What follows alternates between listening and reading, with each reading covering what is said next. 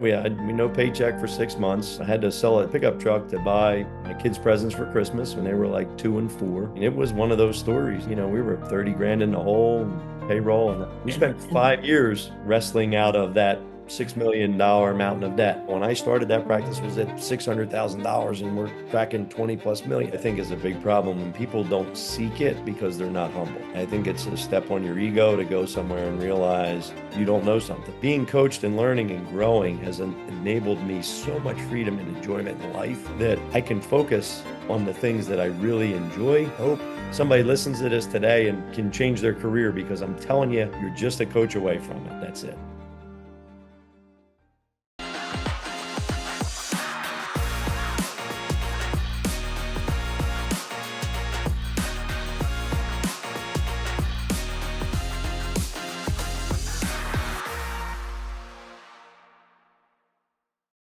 All right, so welcome. So here we are, another episode of the Private Practice Playbook. Just a reminder, we do this in an effort to help doctors that we don't work with maybe gain a perspective that is very difficult to do in their normal day-to-day life. We see that time can pass by very slowly and very quickly all at the same time. And over the years, I meet young, ambitious doctors. I meet older, successful doctors, older doctors whose practices die with them. So today, I'm going to bring in a guest who he's going to talk about his story. And the reason we want to do stories here is not for you to say that doesn't apply to you or for you to mimic exactly what the people do.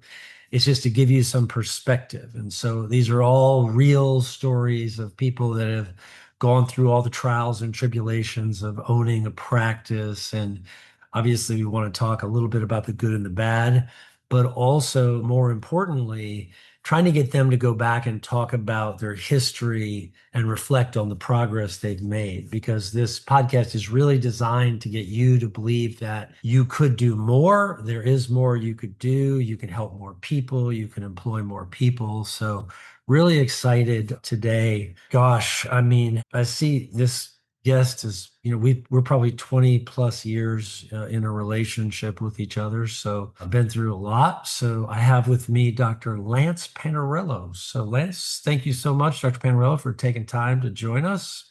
Much appreciated. So glad to have the opportunity to share a little bit and hopefully make somebody's journey a little easier. Well, it looks like wherever you are, there's not a snowstorm in the background. So that's good. Yes, finally. It was rough up here this year. I'm not going to lie. So, gosh, like I said, I was thinking it's been certainly probably 21, maybe getting close to 22 years since we've known each other, so a long time. Had the privilege of working with you and your team for that long. So, number one, thank you for that. It's been a lot of fun. Dr. Panarello does some coaching for us. So he also helps with coaching various groups and different events we've done. So I really appreciate you doing that. He's probably a coach at heart. That's sort of his go-to thing. So let's dive in a little bit. And so tell him where your flagship practice is. Do you mind? Yeah, it's perfect. Yeah. Southeast Pennsylvania, in that sort of lower right-hand corner, near a couple miles from Jersey, a couple miles from Delaware. It's a suburb of the city, probably, 20 minutes outside of Philadelphia. Just, I don't know, there's whatever, 15,000 people in a town, I guess, or so, give or take. So that's where we are. It's So let's roll back. I know you were telling me you're preparing for a high school graduation. We'll get into your kids in a second, but I want to go back and talk about why you became a dentist, right? Tell me, Yeah. what was that? What was the moment? What happened? So very lucky. My father was my idol and hero, and just an enjoyable person to be around. One of the probably more favorite people that anybody would meet. And so I always idolized and admired him. And I worked with him a lot as a kid, not doing dentistry. We used to do a lot of construction and remodel houses and buildings and things. And when it came time, high school was getting close to decide about college. And I said, "Hey, Dad, what do you think I ought to do?" And he looked at me and he said, "Well," and this was late 80s, 1986, say. He said, "I'm doing the same things I've been doing for the last 30 years." He said, "If this profession doesn't evolve, I don't think there's a great future in it." Mm, And at the time, he was exactly right because, you know, I remember him reading the instructions, bonding my front tooth when I broke it. So that's like how early this was.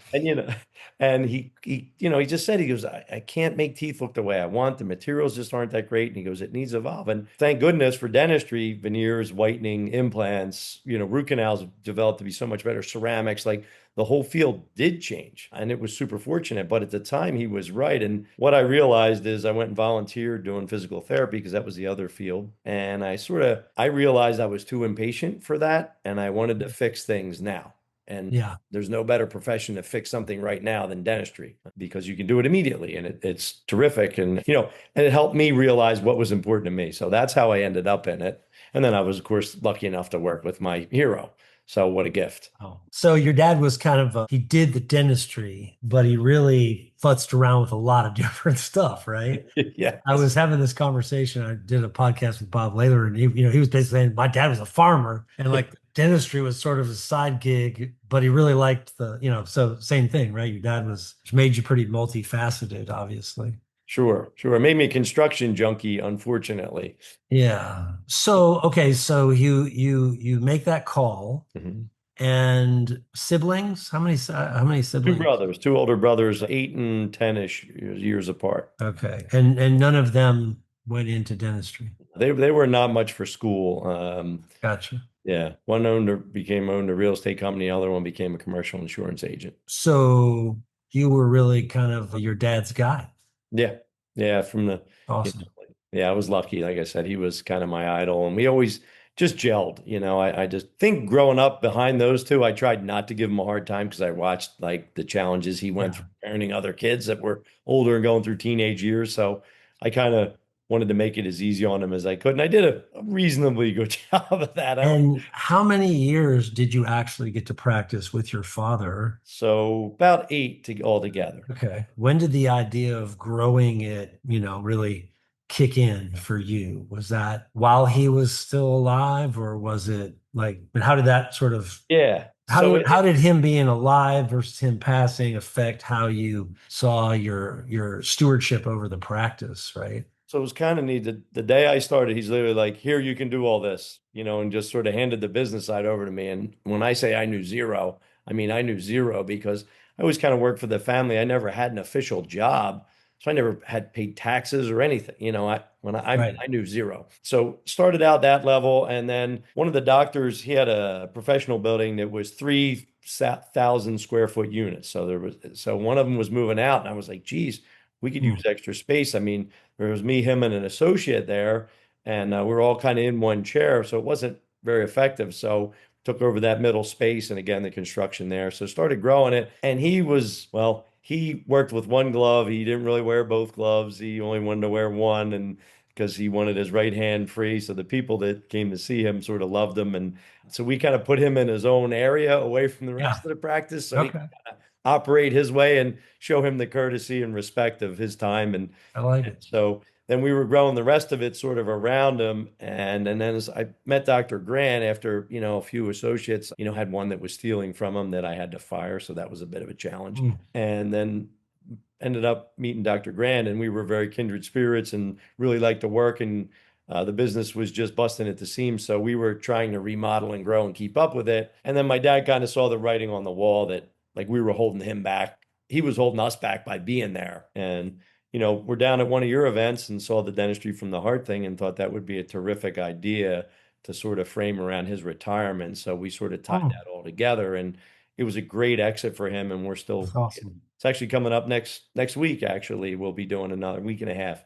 We'll be doing another free dentistry day in his honor. So it all kind of worked out well. So a Yeah. day where, for people who don't know, that's a day where he opens up his office. People can come for free. What kind of volume do you have on those days? Usually get about 100 people in half a day, and or give or take whatever, Yeah. however many people there are. And we say one filling, cleaning, or extraction, but like if people have two or three teeth next to one another or only need a couple things, we'll finish them up. So it says on paper one filling or one, extraction, but we most often than not try to do whatever they have to get them finished and help them because we have the space and the people power to get it done. Yeah, it's funny. Talk about the power of an invitation, right? I mean, that event, I remember that event, and I really challenged everyone to do that. And I mean, a lot of people, I think that was 17, 18 years ago. They've been doing it every year since then, which is just testament to the goodness of their hearts.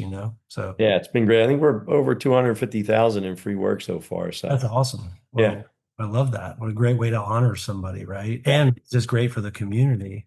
yep. So, okay, so all this is happening. You sort of take over, you get going.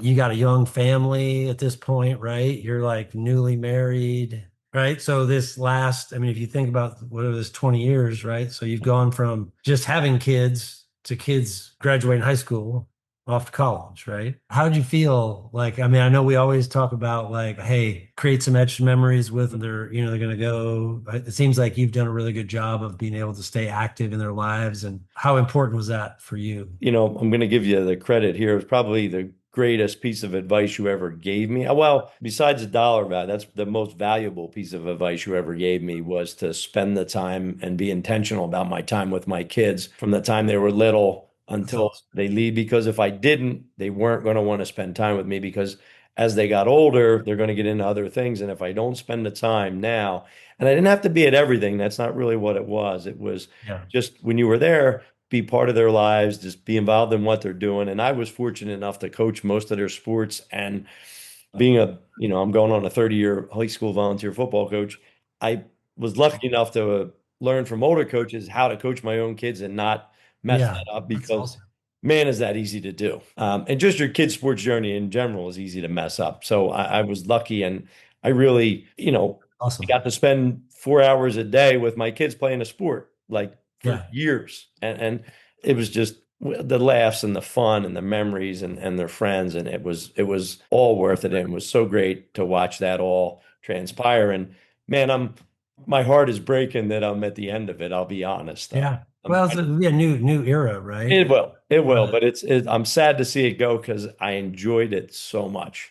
yeah. Well, I just want everyone to kind of understand, every story has some different nuances. And like Lance said, he's been coaching football for 30 years, different ages. And I think everybody, a lot of people have a family, a lot of people have other interests. And so, how you can figure out how to have a successful business and still do those things at the same time is one of the things I hope you guys extract from, right, Lance's story. You're a hardworking person, right? That's what your dad gave you, I'm assuming. Yes, 100%. We worked every weekend from the time I was a teenager all the way through dental school. I worked all the way through dental school, Right. college, everything, every Saturday, Sunday, pretty much 95%. So yeah, he just always was doing something, and That's a hard work ethic to pass along, isn't it? it You is. try. It's like, ooh, you go, huh? Yeah, it's a lot of lessons learned, whether Yeah. it's a blessing and a curse, let's say it like that, because it was nothing for me to run a 90-hour week between work and coaching their kids' sports and their games and everything. And I thought nothing of it for 13 years. They're pretty much run a 90-hour week. And, hats off to my wife and all the support because obviously if I didn't have her, it was impossible for it to Right. even occur or And, remotely and, and occur. she was a teacher, right? Yep. And then, yeah. So, and I know that was at some point she stayed home with the kids, right? Which was a Yep. big, it's so funny. That's such a big deal, isn't it? It's like, you think back, like, are we really going to do this? It took her 2 years to unwind from it and accept it. Like she had to go to a part-time thing and then go to a volunteer piece, Mm, and because she was not ready to walk out of it. So yeah. it was like a 2 year unwinding. So, can we talk a little bit about your personal production and how important that has been to you, and that you really are kind of like you like that? It's like you're like an athlete with a statistic, and how you have done with, your practice and have you stopped competing with the associates, and when did that happen, right? Or is it still a work in progress? Yeah, at times, but for the most part, it was a great journey. And I was teaching productivity for the Scheduling Institute and trying to teach the doctors how to become more productive. So I was really focused on how efficient could I be, how much could I get done in a day, a week, a month, and really chased my production up to right on the nose of $4 million in a year. And I realized, okay, there's a limit to what a person Mm. can do. I mean, sure, could I have done more? Probably, if I was more efficient Yeah. at scheduling, whatever. There was more juice probably to be had, but that's when I had that big realization that I was taking from them, really, not on Oh, purpose. yeah. Right. And it was, okay, I'm teaching productivity. I need to be really productive. Otherwise, I can't talk about it. I'm not going to be a very good teacher of productivity if I'm not highly productive. And then I realized, well, geez, if I'm going to teach it, I really need to bring them along faster and better. Yeah. And I really spent the last 8 to 10 years working on that. And I say it took me 20 some years to figure out how to teach doctors, even though I've been doing it for 20 years. I really learned how to get them to produce, two and three, upwards of $3 million in a year. And I'm way more proud of that than anything that I ever did That's great. because they're That's a tricky transition. So that for everyone listening to this, right, I don't want to make light of that. It's like when you're a competitor and you're competitive. I mean, and so that transition from, a lot of you might be listening to this and you're in your mind, the only person that could ever see a patient is you in your practice, right? Which is so incorrect, but that's where you are. So I think for you, that was a big step, right? Becoming their teacher, their mentor, guiding them, and almost when you're competing with them, you can do it, but it's more challenging, I guess. And I think that's probably the biggest misconception that dentists have. One of them, it's definitely in the top three for sure, Yeah, that tell I've me. seen, is that, oh, I'm the only one and they only want to see me and all that. And, if you put some time in, you get people moving in the right direction. I mean, I saw this past week, I saw three patients that I haven't seen in 10 years, and they've been coming to the office the entire time. And they were like, who I felt like I'd built my practice around. And I was like, oh my Right, gosh. Like they're like, oh, it's so good to see you. And for 10 years, they've been coming and getting work done, doing just fine. And I didn't even know it was occurring. And you would not believe that to be true if I went back 50 right. years ago and said, oh, there's no way that's going to happen. It'll never get like that. It absolutely happens like that. It's some of it's your ego and some of it is proper training. You think that's the greatest growth limiting factor for any doctor? Absolutely, because you work to hone this craft and you think you're the only one that can do it this way. And it's just not true. It really isn't. And Really, it's it, an incredible delusional theory, isn't it? absolutely. But every dentist has it. I mean, that's the funny thing, man. I mean, and they are hunkered down, like there's no way. And right, it's like creating your own reality. And then, well, the team told me, and then the team doesn't want to. No, the team just doesn't want to be inconvenienced, right? But I can tell you this, I've had plenty of clients pass away, and let me tell you what happens to the patients. They just miraculously find another dentist somewhere. It's like it's not as dramatic to them as it is to the family of the doctor who passes away, right? It's like, And then I think the other limiting side of it is some people may like one of your other doctors more than they like you, well, which which is like a knife in the heart. That's 100%, it. 100%, but it's the truth. Like, Right. that guy was teasing me today. He's like, "Wow, where are the younger ones? I like the younger I ones like better." He it. was like being I like funny, it. but he really wasn't, you Right. and it's great. I mean, it's rewarding for me to hear that because then I know, all right, they're doing okay. And like I either taught them well or they picked it up well or they figured it out on their own well. One of the three things, I don't really care which one. I'm just glad it happened. But it takes almost like a little gray hair for you to. I think what I've noticed is that people, and again, we go back to that exact comment. I think a lot of the doctors we try to coach to get associate doctors, the truth of the matter is they sabotage that first associate or second associate and run them out the door because their ego is simply just not ready.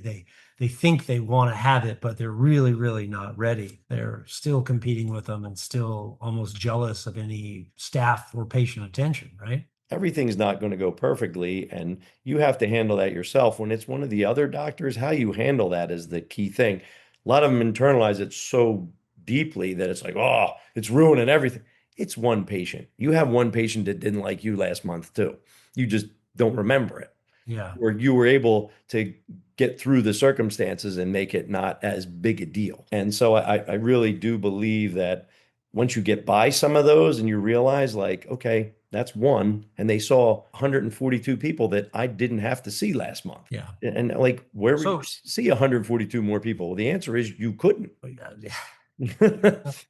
yeah. So So let me ask you this. So without, without sharing, I don't want to share any, your specific numbers or whatever, yeah, but, let's say you're doing what, north of $20 million, right? So did you ever, I mean, if you go back, did you ever fathom that? I mean, we went back 20 years ago and we said, hey, we'd be sitting here and you'd be doing 20 plus $1 million. And do you think we even would have accepted that as a premise? I never even believed such things were possible. I can remember sitting in a room producing 55,000 bucks a month and I was working my tail off. And again, I took pride in being a hard worker. And I heard that doctor that was Dr. Monticello that was doing $200,000 and my mind was completely blown that there's no way that's possible. Like you can't do that. And that was okay. That might have been 2002 or whatever, Yeah. Yeah. 2001. And I was like, there's no way you can't do that. Like, it's just can't be. And that number that you just read being north of 20 some million, which is where we're heading again this year and growing by probably another $1 million. I mean, even having a marketing director, like the fact that I Right. had a marketing director for like 10 years, like, are you kidding? I don't even believe that Yeah. the dental offices do that. So no, I really couldn't fathom it. I never expected it to be able to have, 9 offices, and we just got our 10th last year. It's hard to imagine. And it really doesn't seem like it was such a mountain of work. Now, look, back in the old days when we did the expansion and the bottom fell out of the economy Yeah. and we made some mistakes. All right, that was a mountain. But since then, you start to figure some things out. You start to get a good support group. You start to get good training. Right. And like it all starts to just build on itself. And it really goes, I just, yeah, I wouldn't have expected we ever would be sitting here talking these numbers. Well, Like let's go 5 back to million. that. Yeah. Let's go back to some ugly moments, right? Let's go back to like some gnarly, kind of like I know there was a point where you were doing a major expansion. And when we talk about major, right, it's usually it's a lot of money that we don't have. And like you said, it was what is probably was that 10 or 11? '08 and the Oh, wait, '09. yeah. I mean, it Yeah. was in the midst of the absolute. And by the way, all the young people listening don't know anything about the financial crisis of 08, 09, which is kind of amazing, right? That's why people repeat that. But you couldn't get any money. So what happened is the economy, the war was going on, right? There was a crash and banks didn't have money to lend and they required enormous I mean, everything was just so restricted, right? If you bought a house, sometimes you have to put 50% down, and people were walking away from their houses. And so you're in the midst of a huge renovation at this point, and probably, talk about that. We don't have to talk a lot about Sure. it, but I mean, so for Yeah. somebody's out there in a dark moment, Yeah, I think, so our bank went under, and even like funny part, like you talked about the banks not having money, like we had a construction loan, and sometimes it was 3 weeks to get the money released because they didn't have it. And this was right? Bank of America. It wasn't like it was little whatever from the local Everything. bank. Yeah. This was Bank of America. And our bank went under and we had to get new financing. We lost a $2 million grant. So, we had spent money figuring we were going to get a $2 million grant because we qualified for it because we were building a green building and we had geothermal and that put us in the slot. We lost that because we had started the project before we received the final approval, which we Uh, didn't know was part of the approval process. So it wasn't really our own fault. It was just we just didn't know that that was the But I mean, this was all chips in, right? Wasn't that the moment of the most all chips in you've ever yeah. thinking about bankruptcy, thinking about whatever, thinking about selling a home, right? I mean, it's probably the worst financial circumstances one could possibly think about, right? Yeah, we no paycheck for 6 months.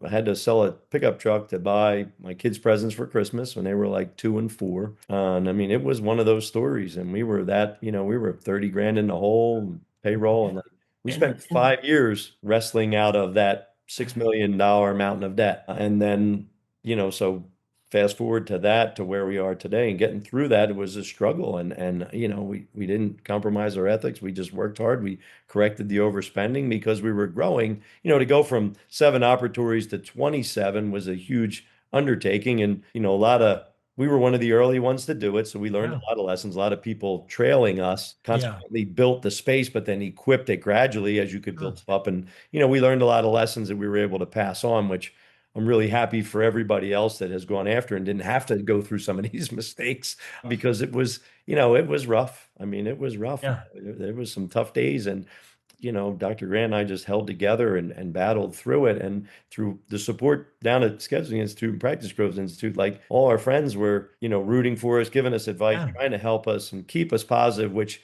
it was really hard to do. I'm not going to lie. Like that Sure. was a big Sure. effort from everybody, yourself included, because I know we were just as close to not making it as we were making it. We were Yeah. really on that point. And, Well, but in hindsight, would you trade that? one of the best things that's ever happened to me because it motivated me to, one of the reasons I coach productivity is, well, if you have money, you at least have an opportunity. If you're not producing enough, you're exactly where I was. You don't have enough to do what your costs are. And that's a horrible place to be. And I don't want to see any dentist in that position. So one of the reasons made me so passionate about teaching and teaching doctors case acceptance and productivity is so they don't ever have to be in that situation. Right. If you can learn how to raise that productivity 10, 15% a year, year after year after year, and come to a class and it changes your whole career in life. And you won't be in that position because you'll have patience and finances to do it. And, it's a great position to be in, but I see dentists that are young dentists struggling. Oh my God, what do I do with this, that? And I'm like,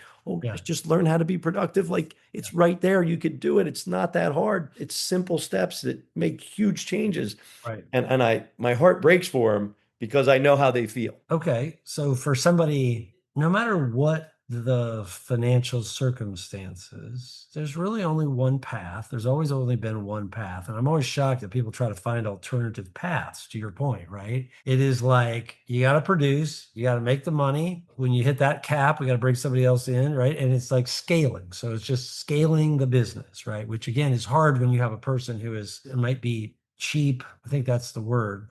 Yeah. Can't do math. I invest X, I get this back. So learning to get a return. I find a lot of doctors, they know how to fix teeth, but when it comes to like simple math, they seem to be challenged, right? This is a math business, right? Patients are worth a certain amount. You got to over deliver and they pay you a certain amount and it's math. So tell me a little bit about, so when you look at like for you, goals and how important was it to have those goals again to be around other people, kind of talk to me about how you've applied coaching principles into your practice as the leader of the practice too. Yeah. I mean, it really went back to, okay, here's our bills.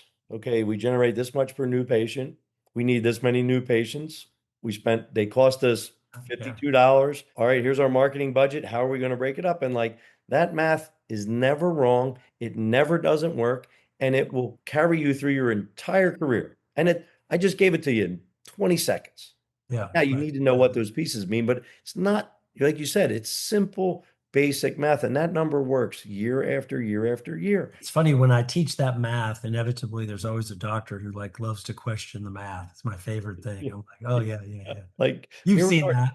I 20 know some you've years seen later, it's never wrong. it. Yeah. Like, okay, we want to get to, 24 million. We need Right. 4,286 new patients or whatever the number is. And you back out the number, you figure it out and it gets you there. And then it's just a matter of now we have to figure out how to process them properly. So what we're talking about is practice math, which is basically like Shark Tank math. Everyone understands Shark Tank, and it's funny that they can't figure out they have the same questions, right? So what does a customer or a patient spend with you over time?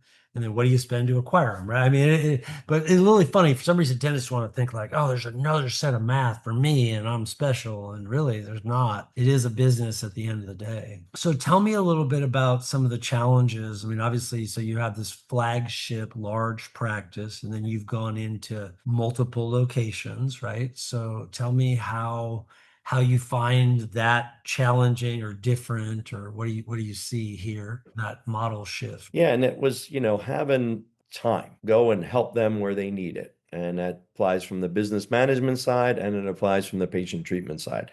Because obviously, they're not the person you're working with every day. It's very easy for me to move the doctors that I work with 4 days a week and answer their questions and train them and sit in a room and watch them work and help them coach them. I just did it today. How many doctors in your system are there? I want to say we're at 18 right now. Okay. So that was a challenge. How am I going to get enough chair time out to be able to go work with somebody? And now I need to actually know what to teach them. I can't just go sit there and, all right, I can sit there, but what am I going to show you? What am I going to teach you? Yeah, How make am I that going make to, it. so learning how to listen to them talk, staying in the room, really just sitting with them and going over the million questions that they have because there's not a great resource for day-to-day questions, I don't feel.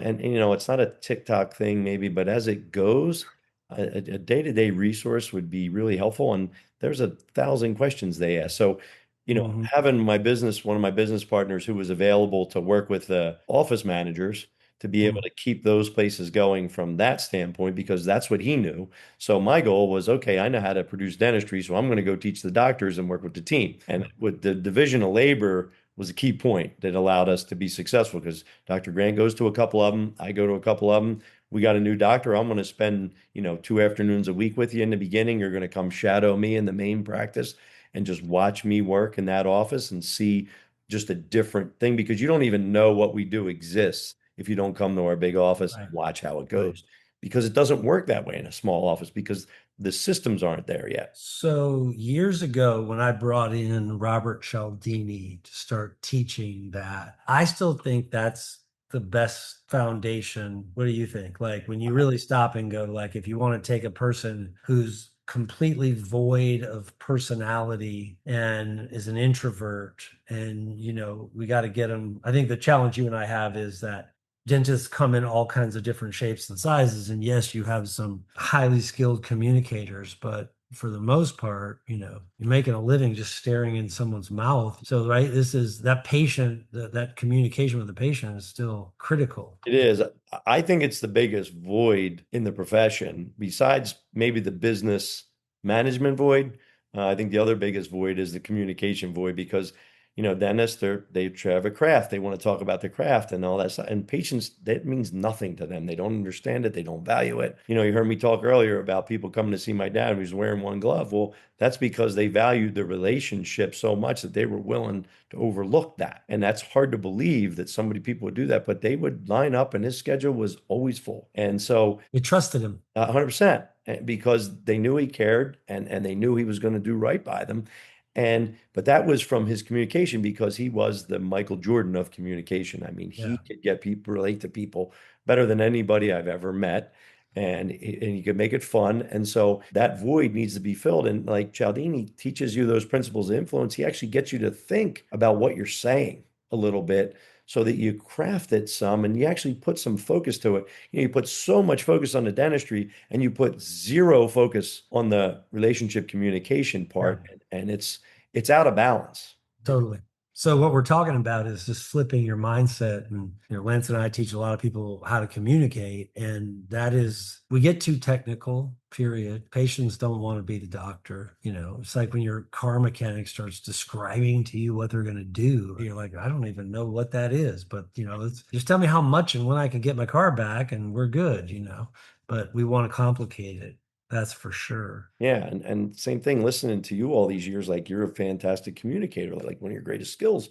So when you listen to someone that knows how to communicate, you naturally start to pick that up and realize how important that is because, when you're in an audience, you're watching the communication happen and you can Yeah. see the send and you can see the receive because you're not involved in the conversation. You're a spectator. And it's so valuable, like all these years in this room, it's not so much about the questions I asked, it's about how you and somebody else answered a question. Yeah. What I learned from because my mind was quiet because I wasn't thinking of anything. I'm just taking Right. it in.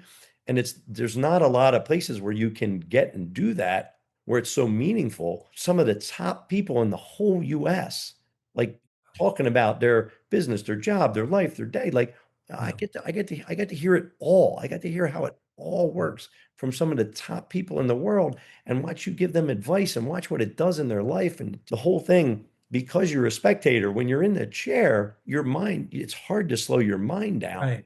to be able to do So that. So I think a little bit about what Lance is saying is like for he and I over the last 20 years, I've brought in experts from college football coaches to politicians to preachers to I always tried to bring in anyone who was in the people business and then we would apply it to dentistry. And so, for anyone listening, the book is called The Principles of Influence. You can pick it up. It's Robert Cialdini. He's one of the foremost researchers of how to influence a person and for a win win arrangement. Certainly, you can do it not, but you should. A lot of the research that we've applied over the years has been his research, right? So, to get actual doctor to be or an office. I mean, if you really think about it, all of your offices are just applying those principles to human beings that just keep coming in, which creates, it's funny that I still think my title works well.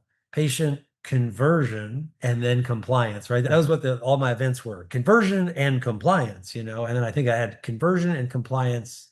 I just need to go back to you and I need to do conversion and compliance 5 and then do 6 like Rocky. We just keep that thing going because I agree with you. That's what they need. I was thinking about that the other day is like get them to not reject you, but then more importantly, right, get them to actually do what you say. Right. I mean, otherwise, I don't care how good you are. You could be the most skilled clinician in the world. You're going to underproduce and you're going to get frustrated. You're not going to meet your goals. You're going to be Right. behind and you can't understand it because you're like, but I can do this. This crown's magnificent. It So doesn't matter. So let me ask you this. So your Relative. dad says to you, "Hey, I don't know if this profession doesn't change, it might not work." What's your advice to if a young person came to you today and said, "Hey, I think I want to be a dentist." What might you say to them? I think it's terrific because my view of it is you get to control your future way more than a lot of professions, way, way more. Yeah, I mean, yeah,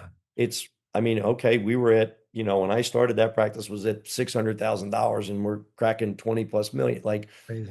I'm not the smartest man in the world. I'm not the most brilliant. I'm not the most skilled.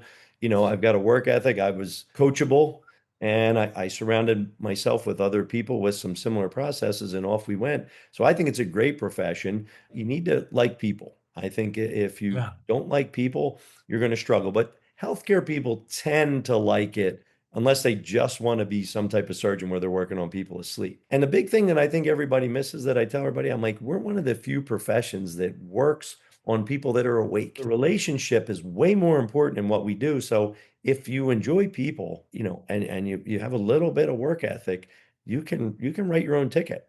I get the Yeah, desk and all this. It doesn't matter to me. Like, learn how to get people to trust you, learn how to be good at your craft, and learn how to talk, and you can just take off. I don't care who you are. and at an elementary level, everybody's got a mouthful of teeth, right? I mean, it is like that's the one thing. And there's not a lot of places where it's become acceptable just to lose all your teeth and call it a day, right? I mean, it's just not. And the vanity scale now is going through the roof of all the pictures and social media. So everybody who, used to just have terrible looking teeth, I mean, right? People are hungry for white teeth and This little movement on the screen, on your screen, that has caused dentistry to explode yeah, yeah. because people can go like that on their pictures. You can't imagine the work I get from that thing right there. Somebody brings the picture like, horrified. Mm-hmm.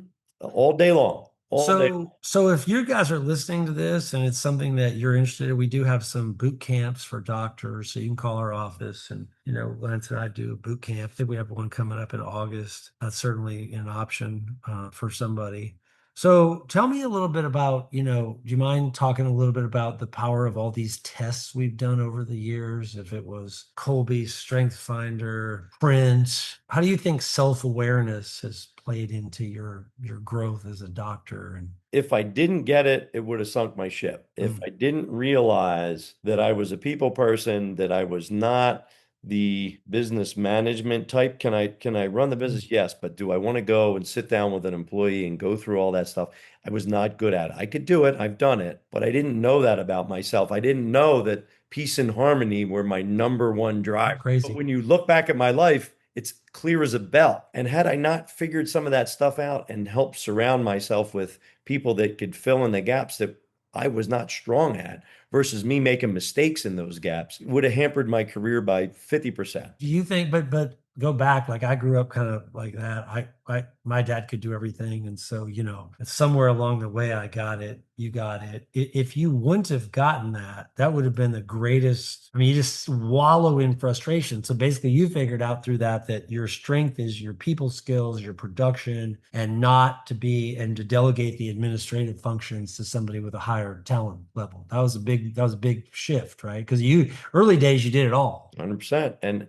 And you could make it work on a small scale. Your voids don't get called out too much, but small scale, you're not making any money Yeah. either. So you have to do it. But like as you start to move even a little bit, you need the help of the people around you. And if you don't know what you should hang on to and what you should let go of, even in your relationship at home with your Yeah. spouse, your kids, like my wife is the opposite of me. And I know if I'm going to talk to her, I've got to give her details. And she knows when she's going to talk to me, she's got to cut those details down. She knows my Colby. She needs to minimize it. And I'm like, I say it all the time.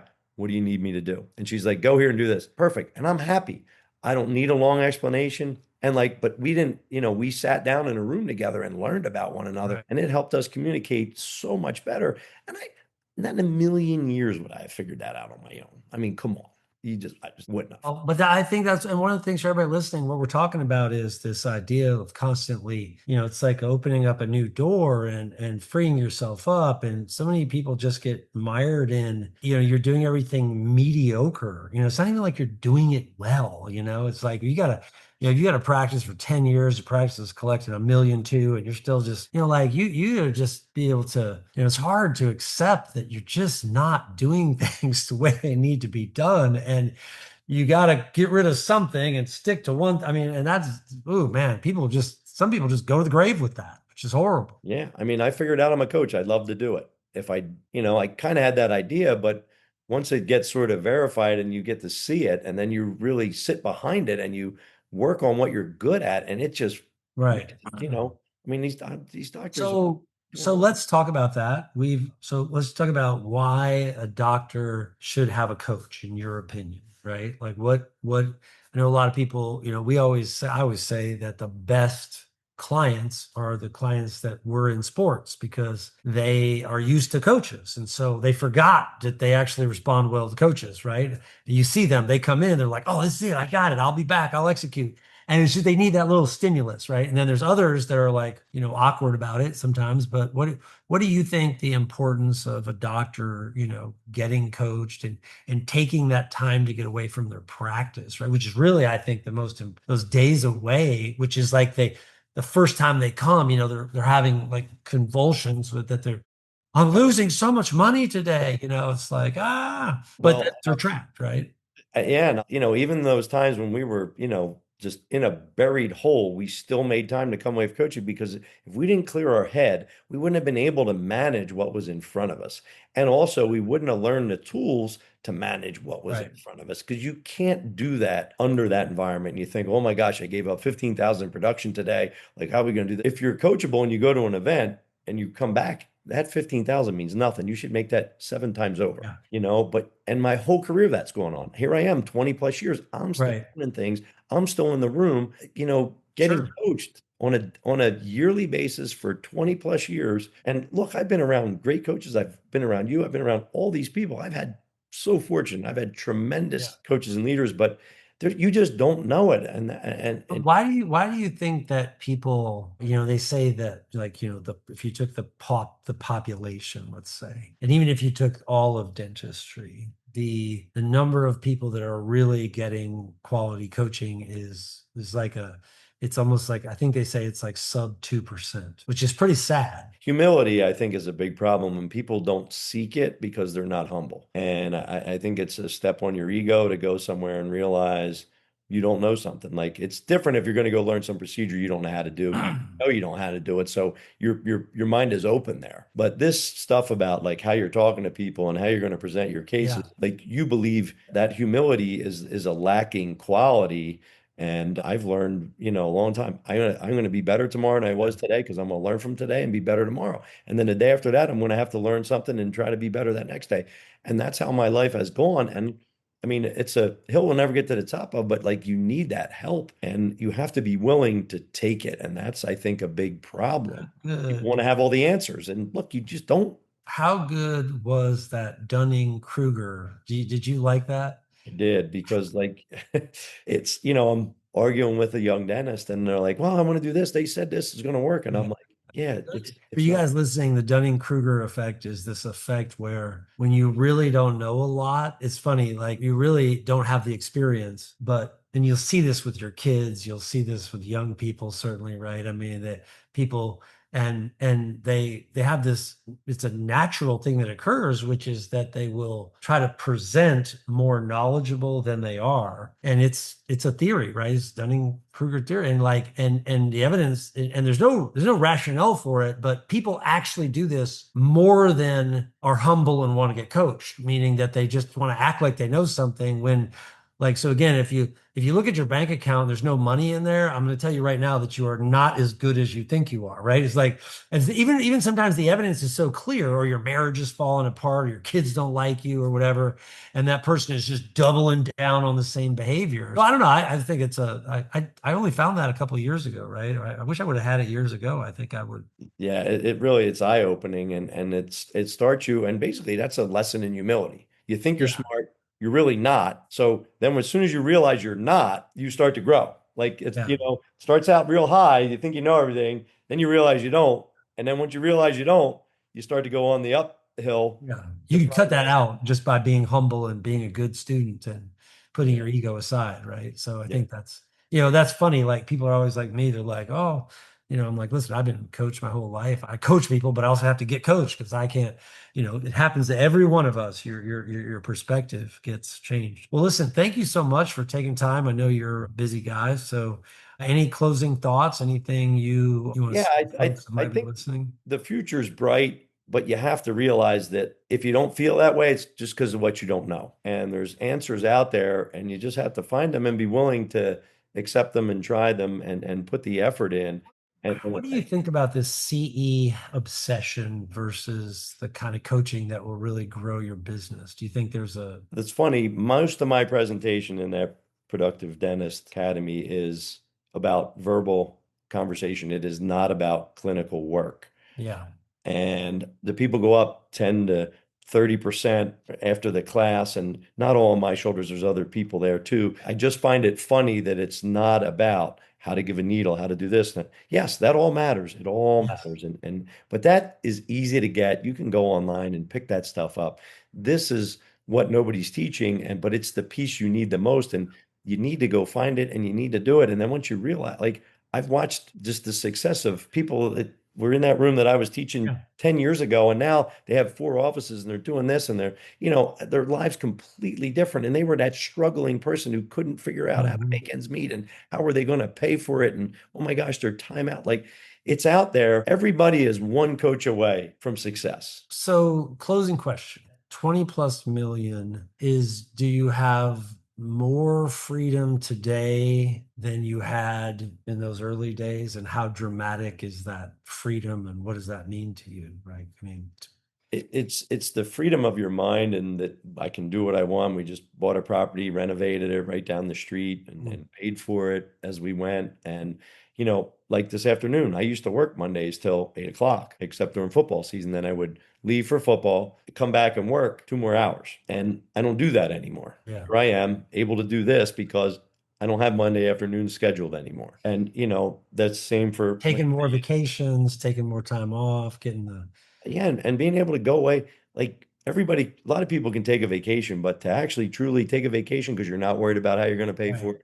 Oh my gosh, where's this going to go? And the fact that I planned this vacation a year ago, put the money aside along the way, so then when it came time to make the vacation, there was no thought, no stress, no worry, because of the principles I've learned that you have taught me on how to do it and to create Yeah. a vacation account. Like all those tools that I picked up make my Totally. life so easy that I enjoy it so much more. Like I'll put freedom and enjoyment in that same word. And being coached and learning and growing has enabled me so much freedom and enjoyment in life that I can focus on the things that I really enjoy. And I still love to get in there and get my hands wet, probably more than I probably should, but that's just my nature. But I still have so much freedom and time to do things that are meaningful. And I hope somebody listens to this today and can change their career, because I'm telling you, you're just a coach away from it. That's it. Well, listen, hey, thank you so much. That was super, super valuable. Appreciate the time. Thanks for hopping on with us. It was my pleasure. Thank you as always. Appreciate it, Lance. Yep, you're welcome. Have a great day.